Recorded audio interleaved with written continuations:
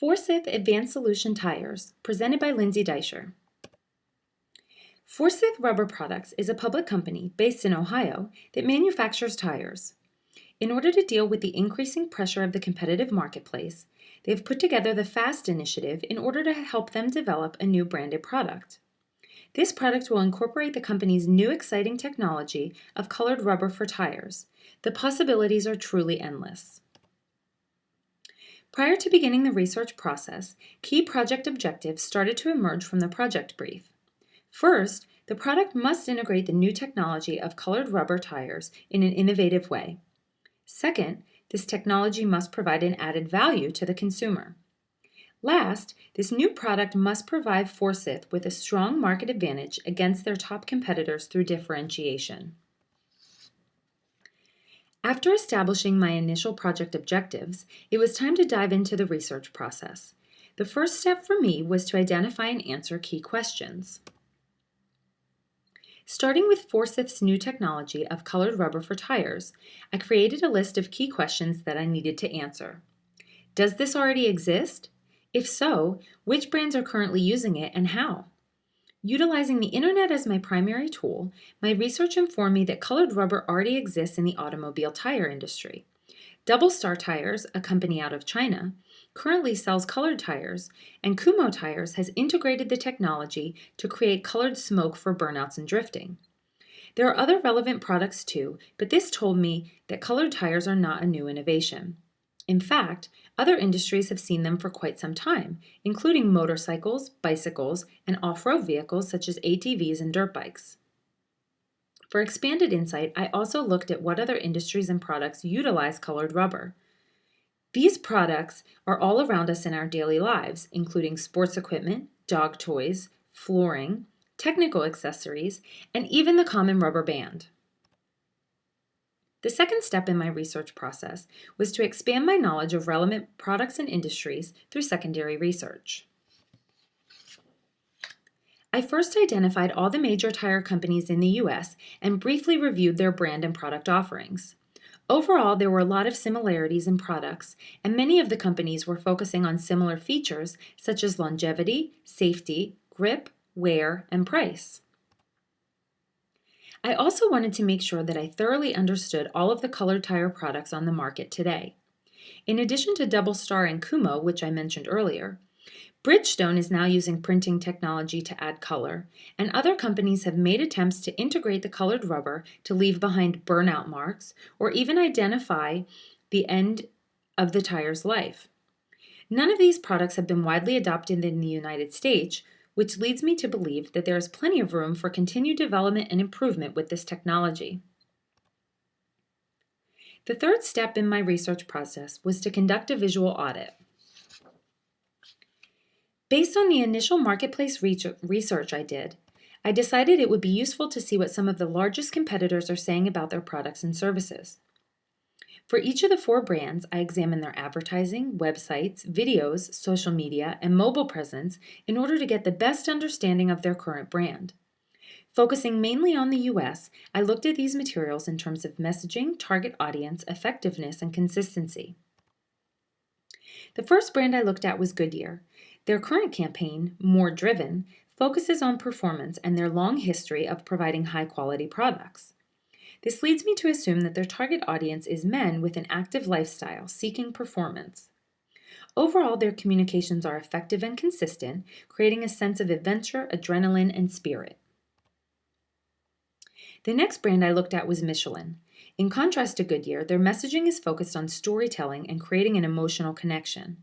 Instead of only discussing tire features, you see beautiful illustrations of gas-guzzling monsters, icy roads, and the like to help the consumer identify with a need or problem. With this unique approach, I feel that they are targeting the everyday person. Not everyone is worried about specific performance details, but everyone can identify with larger concepts such as safety, control, and savings. Their consistency is remarkable. Every channel and every communication has a very detailed level of consistency that helps create a strong brand recognition. For all these reasons, I feel that their current brand messaging and strategy, the right tire changes everything, is very effective.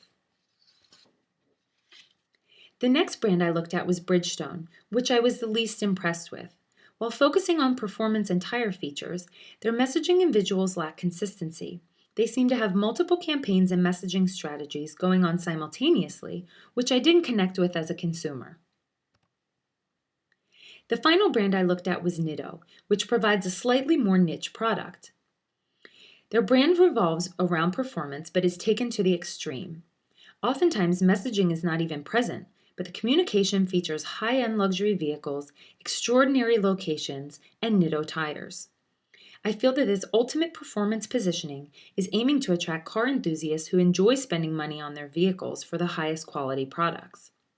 Nitto works to portray a lifestyle of luxury and performance, and I feel that they're successful overall. The final step in the visual audit was to compare and contrast each of these different brands. Where are their similarities and where are their points of differentiation? While Forsythe's new product may not be on the same scale as these monstrous tire manufacturers, it's crucial to understand their positioning in order to see gaps in the marketplace. The next step in my research was to identify important consumer experiences. I found that the research regarding products and services could not be fully addressed without looking at the experience that got them there. First, I thoroughly examined the various retail experiences. Having personally been through both experience types firsthand, I found that this was a crucial element of the purchasing process. First, there's the traditional brick-and-mortar shopping experience.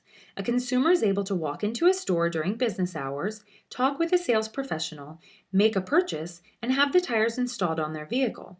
This one-stop shopping experience provides the ultimate personalization and convenience.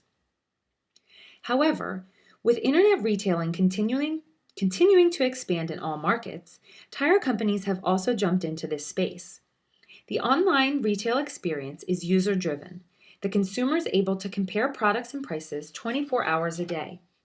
This allows consumers to get the best possible price, but also adds extra steps to the process with shipping and installation. Just as there are differences with the experiences, there are also differences in service models. Each manufacturer has their own service policies as far as warranties, service offerings, and discounts. However, the different retail stores also provide their own services.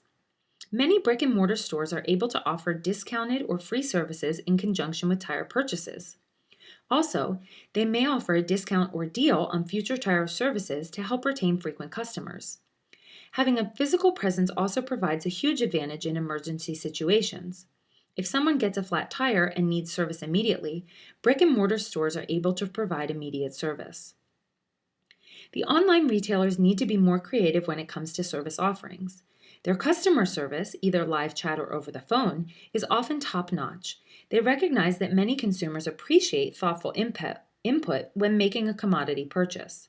However, they are at a significant disadvantage since their remote location doesn't allow them to interact with customers face-to-face or provide emergency service.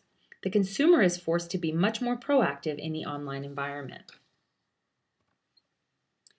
After examining the current experience and service models, I feel that there are huge opportunities for a paradigm shift in the tire industry. I've documented my thoughts and questions to continue examining throughout this process. How can we improve the purchasing experience? What are service opportunities that we haven't currently used? At what cost do they come? I feel that the post-purchasing experience is just as important as the purchasing experience. This is what will keep consumers coming back and will build brand loyalty. What programs and experiences can be developed to add value to the consumer after they make their initial purchase? The next step in the research process was primary research. During this phase, I identified 3 main areas of focus: purchasing decisions, price expectations, and maintenance awareness. Each of my questions, listed here on the screen, was carefully written to address one of these specific areas. After identifying the questions, I spent quite a bit of time deciding who to interview in order to give me the most holistic and cohesive results. I found 3 different retailers ranging from a small, privately owned company to a large international retailer. One of the retailers is online only, with no physical stores, since that is a major part of the modern tire industry. I took the same approach with consumers, identifying people with a range of knowledge and expertise, from the DIY car guy to the teacher that doesn't have much interest. There are also other key points of differentiation between consumers, including age and occupation. While I wasn't particularly shocked or surprised by any of my findings, they did help me confirm some of my information from my secondary research. In regards to purchasing decisions, men are often the owners of the decision making around tire purchases, while women often defer to men, either in their personal lives or professionals. One of the most interesting pieces of information is that 4 out of 5 consumers stated that research, primarily online, was the first step in their purchasing process. My questions around price expectations didn't provide me with any conclusive information. While some people are only looking for the best value and the lowest price, others are willing to pay a premium for safety, performance, or other features. My research was inconclusive as to how much consumers were willing to pay for certain features. The results of the maintenance awareness questions were similar to the purchasing decisions. Men are more aware of maintenance details than women, and women often feel that they lack the proper knowledge. However, one great piece of information was that everyone I interviewed, both consumers and retailers, said that they would be very interested in a no-fail way of tire maintenance. The last step in the research process was to create personas that will help influence the product development for Forsythe. After combining past experience and my current research, both primary and secondary, I started a preliminary outline of what aspects were important to include. From age, sex, and marital status to interest in automobile and awareness of tire maintenance, I began developing these personas with a high level of detail and great differentiation to provide me with a unique set of consumers. While some of these personas may become negative personas as my process continues, they each provide me with challenges and opportunities to address. Meet Susan. She's a 32-year-old successful businesswoman trying her best to balance a crazy work life with her personal life. When she's not at the office, she enjoys taking a hike with her dog Trey or heading out for a day on the lake with her husband Dave. Taking her busy lifestyle into consideration, she doesn't want or have time to be burdened with her car maintenance. She is typically a frugal person in many aspects of her life, but she prefers to pay for service and maintenance when it comes to her vehicle. She appreciates and relies on the expertise of local service professionals to advise her repairs and purchases. Next, I'd like to introduce you to Christopher Johnson. In sharp contrast to Susan, Christopher is the ultimate car enthusiast. When he's not spending time with his teenage kids, this single father enjoys driving and working on his variety of vehicles. Racing motorcycles is his latest hobby, but he also enjoys riding his Honda dirt bike and going off-roading in his Toyota FJ Cruiser. He is known for doing thorough research to make sure he purchases the highest quality products with the best ratings, regardless of price. Christopher is a wealth of knowledge and passion when it comes to anything with wheels and an engine. Here we have Stacy, an energetic and enthusiastic grandmother. After losing her husband 10 years ago and retiring from teaching just 8 years ago, her children and grandchildren consume her life. Weekend projects with the kids are her most treasured moments in life. Despite her age, Stacy is extremely savvy with technology and spends a good deal of time researching products and reviews from other consumers. Since she has a tight budget, a lot of her research is focused on shopping for deals and finding the best price for an item. While she doesn't have a strong interest in tires specifically, she has owned a car for over 40 years and understands the basics. Last but certainly not least, there's Scott Michaels. An engineering student at Weiner University, he's a bright young man with a big future ahead of him. Most of his time is dedicated to schoolwork and his part-time job at a local engineering firm, which doesn't leave much room for leisure. Since starting school and moving out on his own, he has continued to grow a strong interest in environmental sustainability. Oftentimes he struggles to make ends meet between school and living expenses, but he's willing to spend extra money for green alternatives. Scott has a strong interest in researching products, but for a very different reason than Christopher or Stacy. Instead, Scott researches to see what environmental impact a particular product has and if there's a green alternative. Much like the visual audit, I found it extremely helpful to create an at-a-glance comparison tool for my different personas.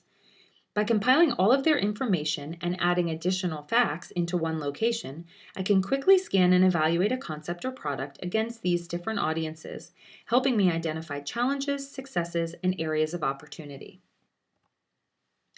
In conclusion, my research process has been extensive. Starting with the project brief provided to us, I needed to identify and answer key questions, expand my knowledge of relevant products and industries, conduct a visual audit, and utilize primary research to clarify key consumer experiences. Finally, I was able to collect and synthesize all of my primary and secondary research to create a unique set of personas. This set of characters will be the basis for future product development, helping ensure that I'm designing for a desired target audience. As Peter Phillips stated in creating the perfect design brief, in order for a design solution to be truly effective, it must solve a problem. Through my research, I've identified that there is no shortage of problems. My next challenge is to figure out which question is most important and what solution is best to fix it. Thank you for your time and attention. Please feel free to reach out with any questions or comments.